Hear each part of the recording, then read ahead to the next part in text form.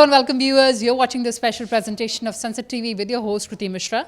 And joining us right now is a very special guest, Chairman of the Parliamentary Committee on the Welfare of SCs and ST, Mr. Kirit Premji Bhai Solanki. Sir, welcome to Sunset Television.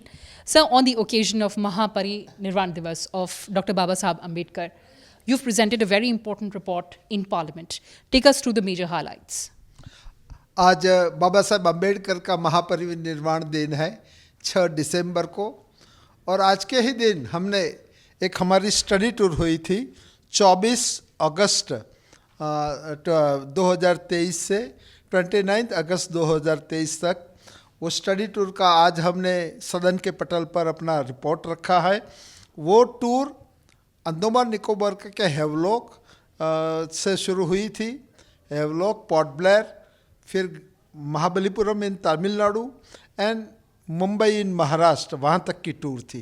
तो इस tour में हमने, पूरी committee ने, हमारे सभी अधिकारीगण, Shri mister DR Shekhar और सभी अधिकारीगण, सभी सदस्य हम इस कमेटी के टूर में गए थे। और हम कमेटी के टूर में जाकर हम बहुत सारे अलग अलग जो public sector undertaking, banks, state government, port trust, या अलग अलग लोगों को हम बुलाते हैं और उनमें SC ST के स्थिति के बारे में हम चर्चा करते हैं और निर्णय भी करते हैं और फैसला भी देते हैं वहाँ। मैं शुरुआत करूँगा मुंबई से। मुंबई में भारत रत्न डॉक्टर बाबा साहब अम्बेडकर ने वहाँ सिद्धार्थ कॉलेज की स्थापना की थी, और सिद्धार्थ कॉलेज 1945 में उनकी स्थापना की थी। पीपल्स एजुकेशन ट्रस्ट के वो फाउंडर चेयरमैन थे, और उन्होंने किया था ताकि गरीब, जो पिछली पंक्ति में बैठे हुए बच्चों को, छात्रों को शिक्षा मिले। और जैसा कि आप जानते हो, बाबा साहब अम्बेडकर का शिक्षा में बहुत बड़ा योगदान रहा था, तो उन्होंने वो सिद्धार्थ कॉलेज की थी। वो सिद्धार्थ कॉलेज जो ब्रिटिश के अंडर में थी, तब भारत सरकार में ब्रिटिशरों का रूल था और उनके अंडर में थे, तब बाबा साहब अम्बेडकर ने वो बिल्डिंग मांगा था। वो बिल्डिंग बॉम्बे फोर्ट में वो बिल्डिंग स्थित है, और 2 बिल्डिंग आमने सामने है। आज वहाँ सिद्धार्थ कॉलेज मौजूद है। एक एडमिनिस्ट्रेटिव बिल्डिंग है, एक एजुकेशनल बिल्डिंग है। और वहाँ मैं कुछ समय पहले गया था, तब मेरे संज्ञान में आया था कि वहाँ बिल्डिंग थोड़ा कमज़ोर कुछ हो गया है। वो हेरिटेज प्रॉपर्टी है, तो उसको अगर रिपेयर करना है तो we have to keep the heritage property intact, और फिर उसको मजबूत करना है, उसको स्ट्रेंथन करना है। उनके लिए उन्होंने कुछ करोड़ रुपए की हमें मांग की थी उस वक्त मुझे। और दूसरी, बाबा साहब अम्बेडकर जब विदेश से वापस आए थे भारत, तब वो 1.25 लाख पुस्तक लेके आए थे, करीबन 1.25 लाख पुस्तक, 1,25,000 से ज़्यादा पुस्तक थे, और ये बहुत अमूल्य किताबें थी, और वो ग्रंथालय में वहाँ रखी गई है। उनके वो because of wear and tear, और उसके जो पेज है वो फ्रेजाइल हो गए हैं, तो वो टूट जाते हैं। तो उसको जापानीज टेक्नोलॉजी से डिजिटलाइजेशन का खर्च कुछ 20 करोड़ से ऊपर उन्होंने बताया था।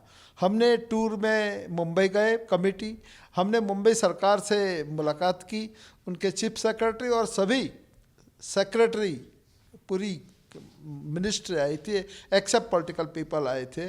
और हमने उनको बोला कि ये जो मकान की जो है स्ट्रेंथनिंग के लिए आपको 35 करोड़ रुपया देना चाहिए, और ये जो जापानीज टेक्नोलॉजी से जो डिजिटलाइजेशन ग्रंथालय का करना है, इसके लिए भी आपको 25 करोड़ रुपया देना चाहिए। मैं महाराष्ट्र सरकार का हृदय से बहुत आभार व्यक्त करता हूँ कि हमारे कहने पर उन्होंने तुरंत ही उसको मंजूर कर दिया, और आज सदन के पटल पर हमने रिपोर्ट इस बारे में रखा है।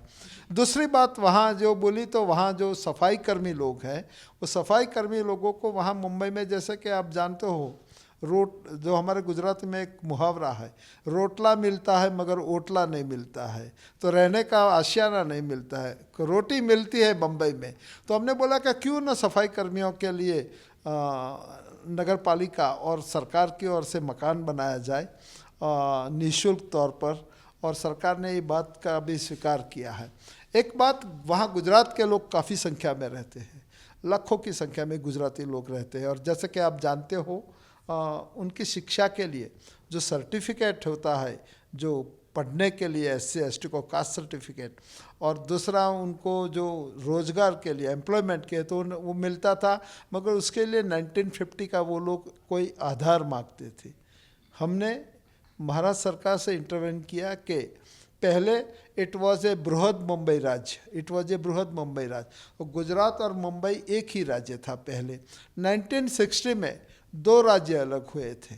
तो हमने बोला चीफ सेक्रेटरी साहब को कि 60 में तो ये लोग यही राज्य के वतनी थे, तो उनको तो देना चाहिए, उनका बेस 60 का होना चाहिए इंस्टेड ऑफ हैविंग 50। और सरकार ने इस बात को भी मान लिया। इसकी वजह से वहाँ के जो गुजराती लोग हैं उसमें बहुत ही एक प्रसन्नता का एक वातावरण पैदा हुआ है। वहाँ श्री हमारे यशस्वी प्रधानमंत्री नरेंद्र भाई मोदी जी ने बाबा साहब के बारे में जो काम किया है, मैं समझता हूँ कि आज तक किसी सरकारों ने नहीं किया। मैं कोई पॉलिटिकल बात इसमें करता नहीं हूँ। जैसे कि बाबा साहेब अम्बेडकर का जन्म महू में हुआ था, वो हमारी भारतीय जनता पार्टी की सरकार ने वहाँ एक बहुत बड़ा स्मारक बनाया। वहाँ नागपुर में दीक्षा भूमि का जो भी है वो हमारी सरकारों ने बनाया था। दिल्ली में 15 जनपद पर बाबा साहेब अम्बेडकर का जो मेमोरियल बना है, बहुत भव्य, करीबन 250 करोड़ की लागत से बना है, वो भी नरेंद्र भाई मोदी जी ने बनाया है।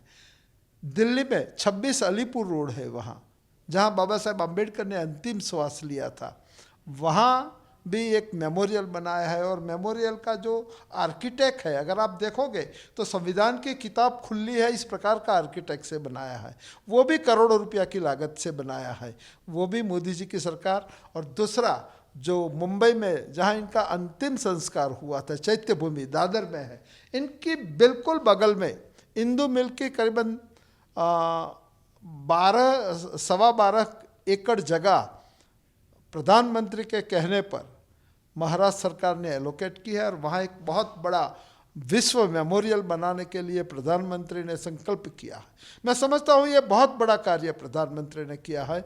और वहाँ हम गए थे, और वहाँ हमने कमेटी ने मुलाकात भी की थी, और उससे बहुत हम प्रभावित हुए थे। वहाँ बाबा साहेब अम्बेडकर की 300 फीट की प्रतिमा है, वो पंचधातु की प्रतिमा बनेगी। उसके लिए 100 फीट का प्लेटफॉर्म ऑलरेडी तैयार हो गया है। तो हमने वहाँ कन्वेंशन सेंटर बनाने का सुझाव भी दिया है। ऐसे महाराष्ट्र में एक दूसरा विलेज है, वहाँ भी अंगा कुछ नाम में भूल गया उसका प्रोनाउंसिएशन, मगर वो गांव भी वो पंचतीर्थ यात्रा, मानो कि बाबा साहेब अम्बेडकर की पंचतीर्थ यात्रा करना है, तो ये इससे ये पूरी होती है। छठी बात, बाबा साहेब अम्बेडकर जब ब्रिटेन में पढ़ने के लिए गए थे, तब एक निजी प्रॉपर्टी में वो किराए के मकान में रहते थे। हमारे यशस्वी प्रधानमंत्री नरेंद्र भाई मोदी जी के सुझाव पर महाराष्ट्र सरकार ने वो मकान खरीद लिया है अभी, और वहाँ भारत से जो गरीब बच्चे वहाँ पढ़ने जाएंगे उनके रहने की और ये व्यवस्था होगी। इस प्रकार का कार्य हमारे प्रधानमंत्री श्री नरेंद्र भाई द्वारा हुआ है। इसके लिए पूरा समाज, पूरा अनुसूचित जाति और अनुसूचित जनजाति का समाज और पूरा गरीब लोग उनके ऋणी रहेंगे। तो हमने ये काम किया। आगे हमने जो हेवलॉक में मीटिंग किया और पोर्ट ब्लेयर में किया और महाबलीपुरम में किया, उसमें जो बोर्ड ऑफ डायरेक्टर होते हैं पब्लिक सेक्टर अंडरटेकिंग कंपनियों के, मानो कि ONGC होता है, गेल होता है, बेल होता है, बैंक होता है, पोर्ट ट्रस्ट होता है, तो वहाँ बोर्ड ऑफ डायरेक्टर होता है, वहाँ कोई रिजर्वेशन का प्रावधान नहीं होता है। मगर कमेटी ने सुझाव रखा कि जो योग्यता वाले दलित थे, और काफ़ी लोग दलितों में योग्यता वाले, क्यों ना उसको वहाँ दिया जाए। और कई जगह पर तो उनका अपॉइंटमेंट भी शुरू हो गया है, कुछ 4 जगह पर। तो ऐसी जगहों पर और बड़े बड़े पदों पर, मानो कि ED है, CMD है, तो उन पर भी दे दो रिजर्वेशन, मगर उसका रिजर्वेशन इम्प्लीमेंट करने के लिए भी वहाँ शुरुआत हो गया। तो कमेटी ने उसमें इसको संज्ञान लिया। दूसरे एक बात कहूँ तो रिजर्वेशन इन प्रमोशन का एक इश्यू जो सुप्रीम कोर्ट में 2006 से लंबित था, उसका जजमेंट 19 में आ गया उसका जजमेंट, और भारत सरकार ने, मोदी सरकार ने इसके लिए नोटिफिकेशन जारी करके सभी केंद्र सरकार में, सभी राज्य सरकारों को, सभी यूनियन टेरिटरी को, सभी पब्लिक सेक्टर अंडरटेकिंग को और सभी बैंकों को आदेश किया है कि ये रिजर्वेशन हायर पोस्ट पर रखना चाहिए और हायर जहाँ रिजर्वेशन नहीं आता है वहाँ योग्य, मानो कि ईडी है या सीएमडी है, वहाँ योग्यता के आधार पर रखना चाहिए। रिजर्वेशन इन प्रमोशन में एक बात का कमेटी ने स्पष्टता किया कि जो एससी एसटी के बंदे अपने मेरिट पर जो आते हैं उनको रिजर्व कोटा में नहीं गिनना चाहिए, they should be consider into a general pool, और इस बात का भी स्वीकार किया गया है। एससी एसटी वेलफेयर एसोसिएशन होते हैं अलग अलग जगह पर, उनको और जनरल एसोसिएशन को इक्वल तौर पर उनको मानना चाहिए, क्योंकि जनरल एसोसिएशन को ज़रा ज़्यादा तवज्जो दी जाती है as compared to SC ST. तो कोई सिलेक्शन कमेटी होती है या कोई डिसिप्लिनरी कमेटी होती है या कोई इम्पोर्टेंट कमेटी होती है, इसमें जनरल के लोग भी जिस प्रकार से शामिल होते हैं उसमें एससी एसटी के लोग रहेंगे, इस प्रकार का हमने सुझाव दिया है। चाहे रोस्टर की बात हो, 200 पॉइंट रोस्टर होना चाहिए और वो ऑनलाइन होना चाहिए, वेबसाइट पे उसको डिस्प्ले करना चाहिए। ऐसे कई बात, सफाई कर्मियों को पूर्णकालीन करना चाहिए, आजकल हाउसकीपिंग का एक दौरा चल रहा है, तो हमने वहाँ भी हमने किया है। जहाँ तक कई जगह पे पार्ट टाइम और कॉन्ट्रेक्चुअल जॉब का भी है, तो कमेटी ने पहले एक रिपोर्ट रखा था कि उसमें भी रिजर्वेशन का प्रावधान होना चाहिए।